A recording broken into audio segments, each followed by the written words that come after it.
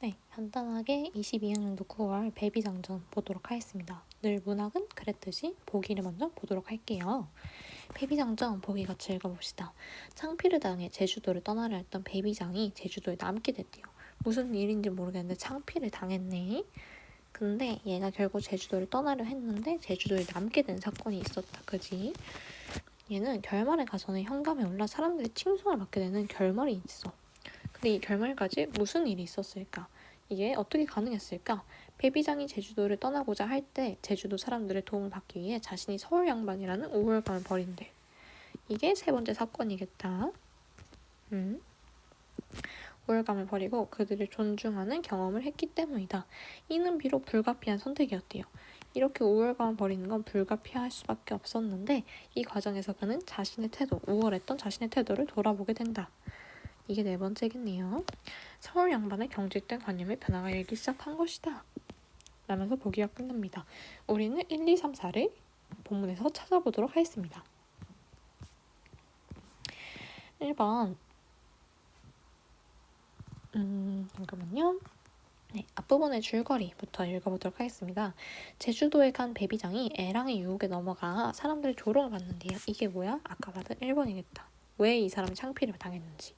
창피를 당한 베비장은 서울로 돌아가려 하는데 뭐였어 아까? 결국엔 서울로 못 갔다 했어. 제주도에 남았다 했어. 이 얘기가 보기에 있었죠.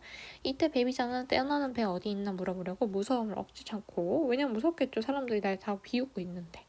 그래서 무서움을 억지 참고 여보게 이 사람 말씀 좀 물어보세. 그 계집이 한참을 물끄러미 보다가 대답도 아니하고 고개를 돌리니 베비장 그 중에서도 푸나요. 목소리를 돋우더 다시 책망할까 묻었다. 이 사람 양반이 물으면 잠깐만요.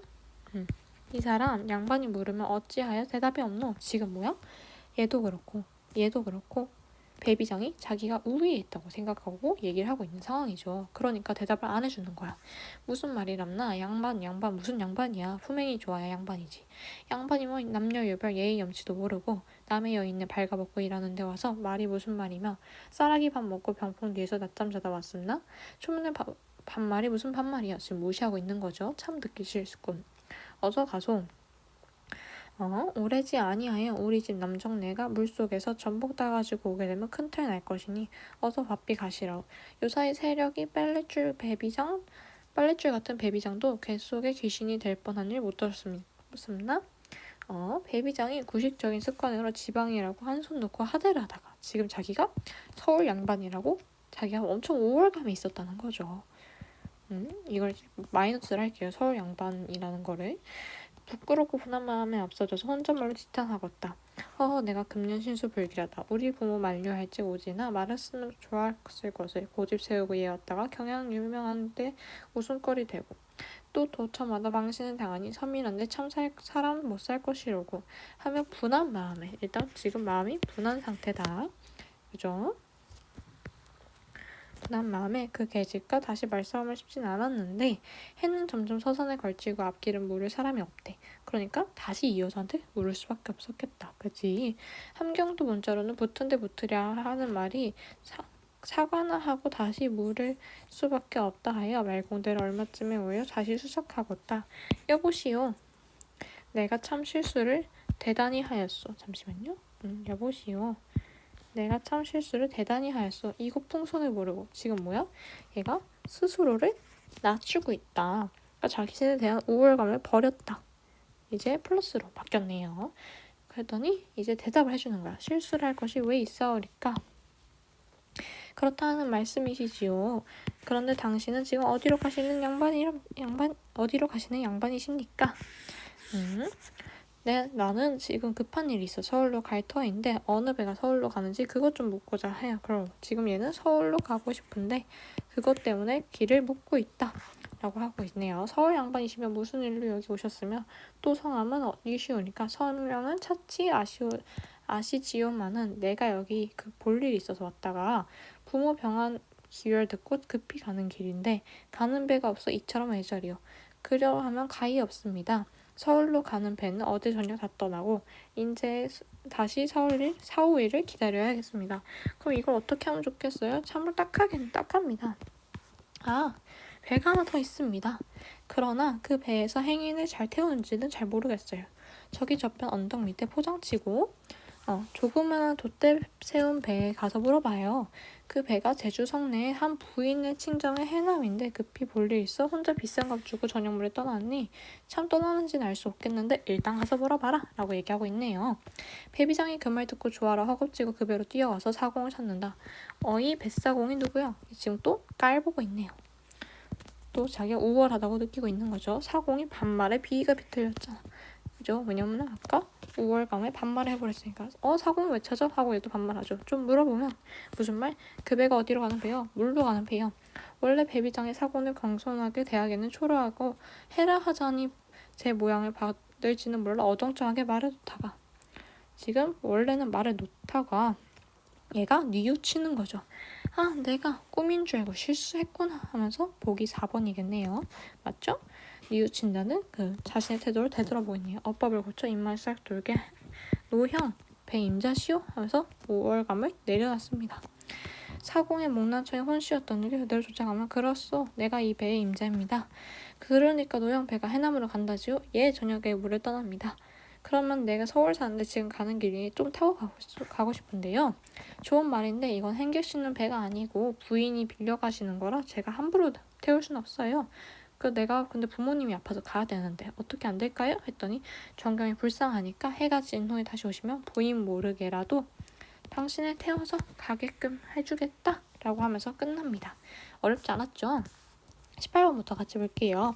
윗글에 대한 이해를 적절하지 않은 것은 계집은 배비장의 문제점을 지적함으로써 양반답지 못한 태도에 대한 비판적 인식을 표출한 거 맞죠? 너 그렇게 애완이랑 놀면 그거는 양반답지 못한 거다 라고 표출합니다. 배비장은 자신의 이름을 묻는 계집의 질문에 즉답을 피하죠. 그죠? 자신의 이름을 얘기 안 해줬어요. 당신의 정체를 숨기고 있다고 볼 수 있겠습니다.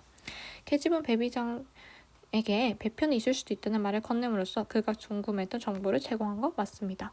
사공은 부인의 허락 없이 임의로 다른 행객을 채울 수 없다고 말함으로써 낯선 이에 대한 경계심을 드러내고 있진 않죠. 이거는 매칭이 안 됩니다. 4번이 답이겠네요. 5번 사공은 배비장의 다급한 상황을 듣고 해결책을 알려줌으로써 상대에 대한 연민의 감정. 장경이 불쌍하다 했으니까 연민의 감정으로 볼 수 있겠습니다. 5번도 맞고요. 좀 빠르게 넘어갈게요. A와 E에서 기분을 풀어주기 위해서 그러면 뭐야? 플러스여야겠다. 그지? 우리 아까 플러스 마이너스 따졌으니까 그러면 답은 E랑 C겠네요. 네, C랑 E가 되겠습니다. 네, 이건 아까 같이 따졌으니까 금방 넘어갈게요. 20번입니다. 이해가 적절한 것은 주인공이 변한 소식을 듣게 되는 것은 아니죠. 이미 알고 있었기 때문에 이 배를 타려고 한 거죠. 태우고 서울로 가기 위해서 급히 준비된 거 아니죠. 오히려 부인을 위해서 준비된 거예요. 당일에 제주도를 떠나기 위해 타령 대상인 거 맞습니다. 경제적 보상까지 내세우며 타고자 하는 거 아니고요. 행객들을 데린 적 없습니다. 제주도를 떠나기 위해 타려는 건 맞습니다. 네, 보기를 참고하여 적절하지 않은 거. 보기 읽었으니까 건너뛸게요. 1번부터 보겠습니다. 양반이 묻는데 어찌하여 대답이 없냐. 계직을 책망한 배비장의 행위에서 그가 자신의 신분에 대해 오열감을 갖고 있다는 거 맞습니다. 이건 맞겠고요. 지방이라고 한숨 놓고 하대를 한 배비장의 태도에서 그가 서울에서 온 양반이란 이유로 제주도 사람을 얕보고 있다는 것도 맞겠습니다. 그러니까 하대를 했다는 것도 맞겠고요. 물을 사람이 없어 계집에게 사과는 하고 다시 물을 수밖에 없다는 배비장의 생각에서 그가 계집의 보호를 받기 위해서 불가피한 선택. 그죠? 이거를 이렇게 끌고 오면 되겠죠. 했으니까 확인한 거 맞습니다. 이 노릇을 어찌하여야 좋겠냐고 묻는 배비장의 모습이 있다고 했잖아요. 이 부분을 먼저 앞에서 같이 따져보도록 할게요. 제가 이러한 부분 때문에 앞에를 다시 읽어봐라라고 꼭 얘기를 하는 겁니다. 네, 저도 한번 속아넣을 해서 다시 한번 체크해봤는데요. 지금 서울로 가는 배가 다 떠나고 이제 4, 5일을 기다려야 된다. 이 노릇을 어찌하여 좋겠습니까? 라는 건 지금 자기 스스로가 불쌍한 거죠. 그죠? 얘도 딱하다고 생각은 하고 있어요. 이 여자도. 근데 지금 상황이 뭐야? 라고 배비장의 모습은 경직된 관념을 버리고 제주도 사람을 존중하는 게 아니라 그냥 스스로가 딱한 거야. 딱 그 정도만 보는 거예요. 이거를 지금 존중하는 어투가 아니야. 존중하는 어투였으면 아까처럼 여보시오라는 말을 쓴다던가 이런 게 있어야 되는데 지금 이런 게 없잖아. 그러니까 4번에서는 존중하는 그거를 고민하고 있다고 볼 수는 없는 거죠. 5번까지 추가로 해설하고 마치도록 하겠습니다. 어정쩡하게 말하려다 춘몽을 못 끼고 또 실수했다고 한 배비장의 발언에서 그가 우월감을 가지고 자신의 태도를 한 거를 돌아볼 수 있다는 것도 맞겠습니다. 어정쩡하게 말을 한 게 내 실수였다 라고 말을 하면서 그렇기 때문에 자신을 되돌아보고 있다는 거. 아까 4번 표시했죠? 네, 그것까지 맞대어 볼 수 있겠습니다. 배비장전 마치도록 하겠습니다.